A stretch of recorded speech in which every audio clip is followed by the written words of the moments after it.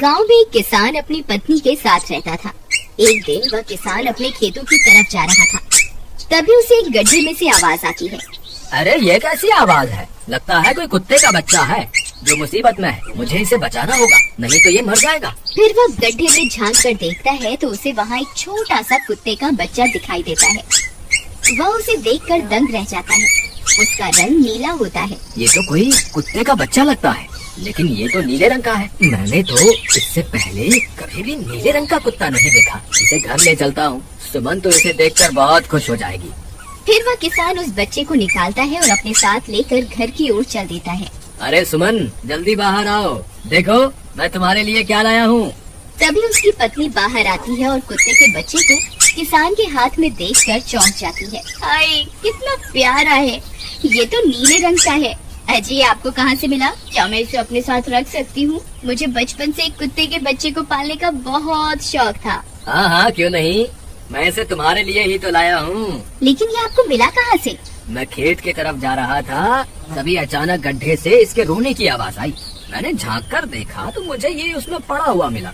ये जरूर भूखा होगा, तुम इसे कुछ खाने को दे दो। इतना बोलकर किसान वहाँ से चला जाता है।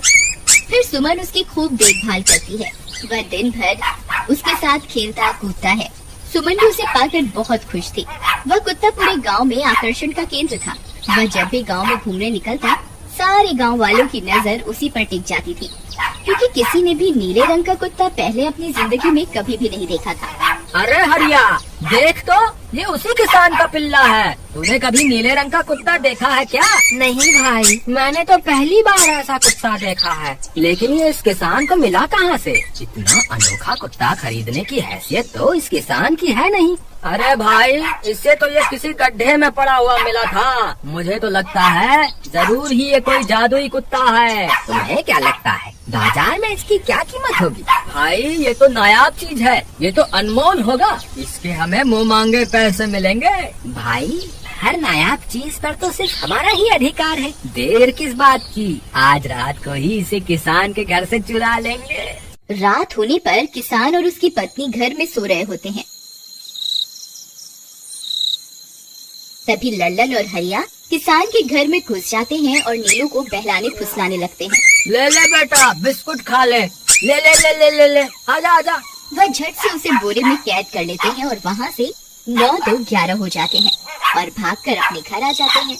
हरिया भाई, एक काम तो पूरा हो गया, बस अब इसे शहर जाकर किसी को बेचना बाकी है। शुभ काम में देरी किस बात की? हम कल सुबह होते ही इसे शहर जाकर किसी को बेच आएंगे। अगले दिन सुबह होने पर वे दोनों नीलू को बोरे में डालते हैं और उसे बेचने के लिए निकल पड़ते हैं। रास्ते में उन्हें एक सेठ मिलता है। उसे उस बोरे में से अजीब अजीब सी आवाजें आती हैं। अरे भाई रुको रुको, इस बोरे में क्या भर कर ले जा रहे हो? भाई, ये एक जादुई कुत्ता है। ऐसा कुत्ता पूरी दुनिया में केवल एक ही है। ऐसा कैसे हो सकता है भाई? जरा मुझे भी तो दिखाओ। वह सेठ नीलू को देखकर चौंक जाता है। तुम्हें इसके लिए 100 सोने की मुद्राएं देनी होंगी। ठीक है, मुझे मंजूर है। लो, ये लो तुम्हारी 100 मुद्राएं। आज से ये कुत्ता मेरा हुआ। वहीं दूसरी तरफ नीलू को घर में ना पाकर सुमन और किसान परेशान हो जाते हैं। सुमन का रो रो कर बुरा हाल हो जाता है। नीलू, तुम कहाँ चले गए? तुम्हारे बिना मैं कैसे जीऊंगी? वापस आ जाओ ना नीलू। अजी, मेरे नीलू को कहीं से भी ढूंढ कर लाइए। जब तक वो वापस नहीं आएगा मैं खाना नहीं खाऊंगी। ठीक है, तुम रोना बंद करो, मैं उसे ढूंढ कर लाता हूँ। फिर किसान गांव में लोगों से नीलू के बारे में पूछता है। अरे भाई, मैंने तुम्हारे कुत्ते को देखा था। वो लल्लन और हरिया तुम्हारे घर से बोरे में किसी को भरकर ले जा रहे थे। वो अवश्य ही तुम्हारा कुत्ता होगा। फिर किसान भागता हुआ लल्लन के घर जाता है। लल्लन, मुझे पता चल गया है, तुम्ही ने मेरे नीलू को चुराया है। उसे अभी के अभी वापस लौटा दो, नहीं तो मुखिया से कहकर तुम्हें कड़ी से कड़ी सजा दिलवाऊंगा। अरे हरिया भाई, इसे कैसे पता चल गया? मुझे लगता है किसी ने हमें उसे चुराते हुए देख लिया होगा। मुझे अभी के अभी मेरा कुत्ता वापस करो, नहीं तो अच्छा नहीं होगा। भाई, तुम्हारे कुत्ते को तो हमने 100 मुद्राओं में बेच दिया। अब तुम चाहो तो सारी मुद्राएं रख लो और हमें छोड़ दो। नहीं, मुझे मेरा कुत्ता ही चाहिए। तुम्हारे पास कल सुबह तक का वक्त है। कैसे भी करके उस व्यापारी को ढूंढो और मुझे मेरा कुत्ता वापस ला कर दो, नहीं तो जेल जाने के लिए तैयार हो जाओ। इतना बोलकर किसान वहाँ से चला जाता है। अरे मर गए रे, अब क्या करें? ये तो थानेदार की धमकी देकर गया है। लल्लन भाई, मुझे जेल नहीं जाना, कुछ करो ना। अरे अब क्या होगा, चलो उस सेठ को ढूंढते हैं, उससे उसके सारे पैसे लौटाकर उस कुत्ते को वापस ले लेंगे। वे दोनों उस सेठ की तलाश में निकल पड़ते हैं, लेकिन बहुत देर तक ढूंढने पर भी उन्हें वह सेठ नहीं मिलता। लल्लन भाई, यहाँ तो सेठ का कोई नामो निशान ही नहीं है, न जाने अब तक कहाँ निकल गया होगा। अब क्या करें, हमारे पास कल सुबह तक का ही वक्त है। अरे हरिया, वो देख, ये तो बिल्कुल किसान के कुत्ते जैसा ही लग रहा है। तुम्हारी आंखों में मोतियाबिंद हो गया है क्या बेवकूफ? किसान का कुत्ता नीले रंग का था और ये तो भूरे रंग का है। क्या तुम्हें नीले और भूरे रंग में फर्क दिखाई नहीं देता? अरे तो क्या हुआ, अगर हम इसे नीले रंग से रंग दें तो उसके बाद ये हूबहू नीलू जैसा ही दिखेगा। बात तो तुम सही कहते हो भाई। चलो फिर देर किस बात की, अभी इसे पकड़ते हैं। फिर वे दोनों उस कुत्ते को पकड़कर अपने घर ले जाते हैं और नीले रंग का पानी घोलकर उसे उसमें डुबो कर उसका रंग भी नीला कर देते हैं। अरे भाई हरिया, ये तो बिल्कुल नीलू जैसा ही दिख रहा है। फिर अगले दिन वे उस कुत्ते को अपने साथ लेकर किसान के घर जाते हैं। अरे भाई मोहन, देखो हम तुम्हारे लिए क्या लाए हैं, जल्दी आओ, तुम्हारा नीलू वापस आ गया है, जल्दी आओ। किसान और सुमन की खुशी का ठिकाना नहीं रहा। लल्लन और हरिया, तुमने गुनाह तो बहुत बड़ा किया था, लेकिन वक्त रहते तुमने अपनी गलती को सुधार लिया, इसलिए मुझे तुमसे अब कोई शिकायत नहीं है। तुम दोनों जा सकते हो। फिर वे दोनों वहाँ से निकल जाते हैं। नीलू, तुम वापस आ गए, मुझे तुम्हारी कितनी फिक्र हो रही थी। कहाँ चले गए थे तुम? हाँ, आज के बाद मैं तुम्हें कभी अकेला नहीं छोड़ूंगी। मेरा नीलू इतने दिनों बाद घर आया है, इतना गंदा भी हो गया है। चलो अब हम नहाई करेंगे। फिर सुमन उसे नहलाने लगती है। अरे मेरा नीलू नहाई करेगा, इतना गंदा हो गया है। पानी उसके ऊपर पड़ते ही वह कुत्ता छटपटाने लगता है।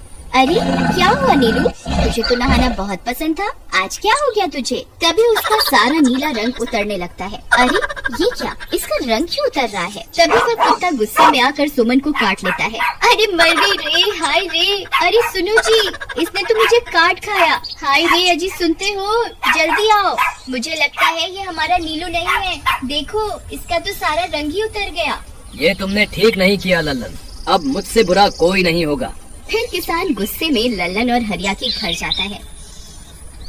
ए लल्लन, दरवाजा खोल। ए लल्लन, जल्दी दरवाजा खोल, नहीं तो इसे तोड़ दूंगा। आज तुझे मुझसे कोई नहीं बचा सकता। अरे मर गए रे, ये तो उसी किसान की आवाज है। लगता है इसे हमारी तरकीब के बारे में पता चल गया।